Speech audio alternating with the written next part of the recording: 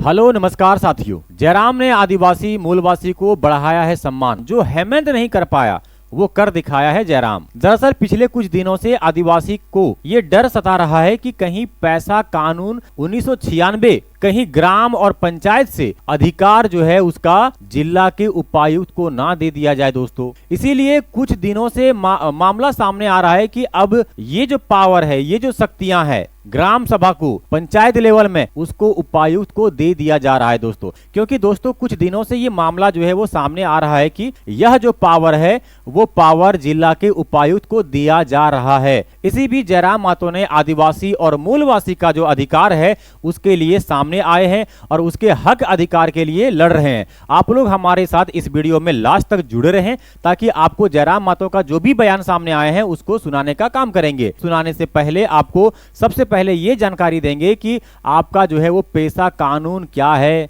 उसका अधिकार किसको जाता है, कैसे संरक्षण जो है वो मूलवासी अपने जमीन जंगल को संरक्षित करती है। तो सारे चीजों को हम लोग समझेंगे, लेकिन सबसे पहले आइए समझते हैं कि पेशा कानून 1996 क्या है। दोस्तों झारखंड में पेशा कानून 1996 का जो एक्ट है उसका पूरा नाम पंचायतीय राज अनुसूचित क्षेत्रों पर जो विस्तार है अधिनियम 1996 कहा जाता है। यह कानून भारत के संविधान अनुच्छेद 243 एम के तहत अनुसूचित क्षेत्रों में स्वशासन यानी कि सेल्फ गवर्नेंस को बढ़ावा देने के लिए बनाया गया था। इसे संविधान 73वां संशोधन अधिनियम 1992 के तहत लागू किया गया था।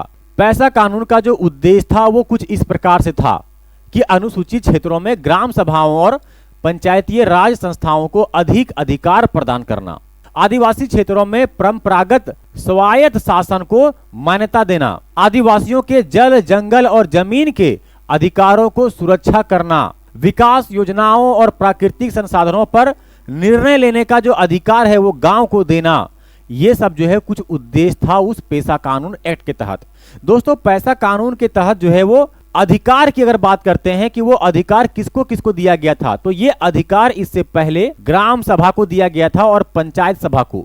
तो सबसे पहले देखेंगे कि ग्राम सभा का जो अधिकार होता है यानी उसका क्या अधिकार था इस पेशा कानून एक्ट में। सबसे पहला कि विकास योजनाओं की मंजूरी देना, जल जंगल और जमीन पर स्वामित्व का अधिकार देना, शराब निर्माण और बिक्री और नियंत्रण करना,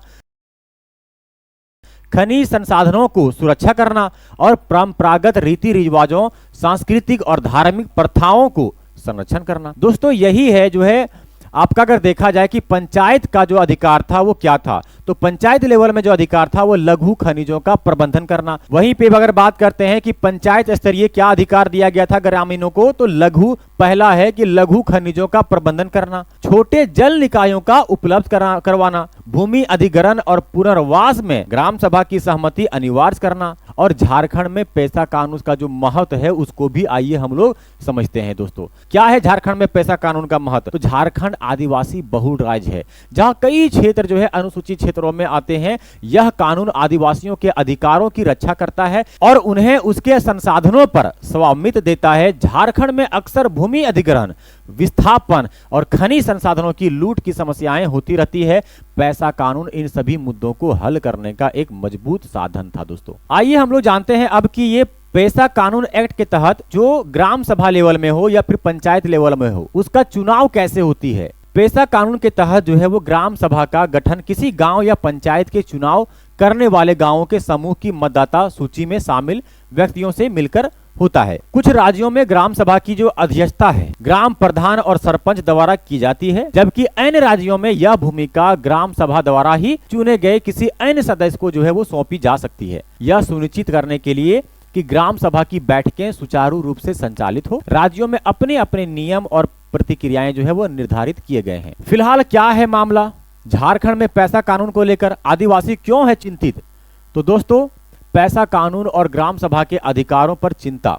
झारखंड में आदिवासी समुदाय और सामाजिक संगठनों ने इस बात को लेकर गहरी चिंता है कि पेशा कानून 1996 के तहत जो अधिकार ग्राम सभा को दी गई थी उन्हें कमजोर करके जिला के उपायुक्त या प्रशासन को सौंपने का कोशिश की जा रही है। इससे आदिवासियों के जल जंगल जमीन और स्वशासन पर जो यानी कि सेल्फ गवर्नेंस जो है वो सीधा उस पर असर पड़ सकता है।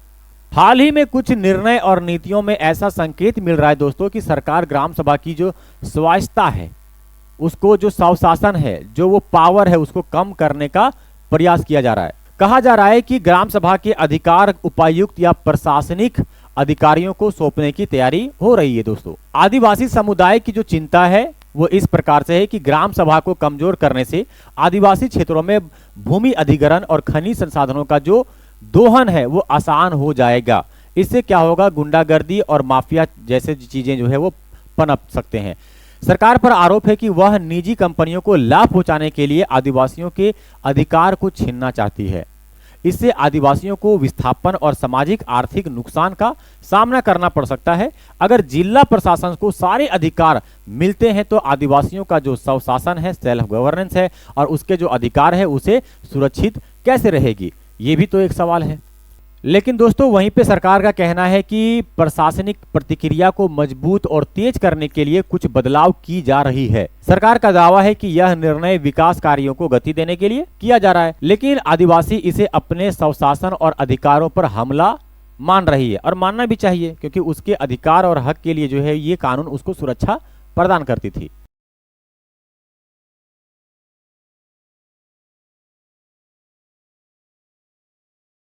दोस्तों, जैसा कि हमने आपको कहा कि जेएलकेएम के जो केंद्रीय अध्यक्ष है डुमरी से जो विधायक जयराम मातो है, उसका क्या इसमें प्रतिक्रिया आई है, तो उन्होंने कमिटमेंट किया है। उन्होंने कहा है कि पैसा कानून आदिवासी समुदायों के स्वशासन और उसके पारंपरिक अधिकारों की रक्षा के लिए बनाया गया था, लेकिन वर्तमान में इस कानून को प्रावधानों को सही तरीके से पालन नहीं हो रहा है। लोगों को ये चिंता सता रही है, जिससे आदिवासी समाज के अधिकारों का हनन हो रहा है। उन्होंने आगे कहा है कि ग्राम सभाओं को पैसा कानून के तहत जो शक्तियां दी गई है उन्हें कमजोर क्यों किया जा रहा है, क्या मंशा है सरकार की। अगर सरकार इस बात को नहीं मानती है, आदिवासी मूलवासी के पैसा कानून अधिकार उसके हित में अगर रहने नहीं देते हैं, जैसे था 1996 में वैसा ज्यों का त्यों अगर नहीं रखती है, तो इसके लिए हमें अगर आंदोलन भी करना पड़ेगा, सड़कों में भी उतरना पड़ेगा तो उतरेंगे, लेकिन आदिवासी के हक के लिए हम लड़ेंगे।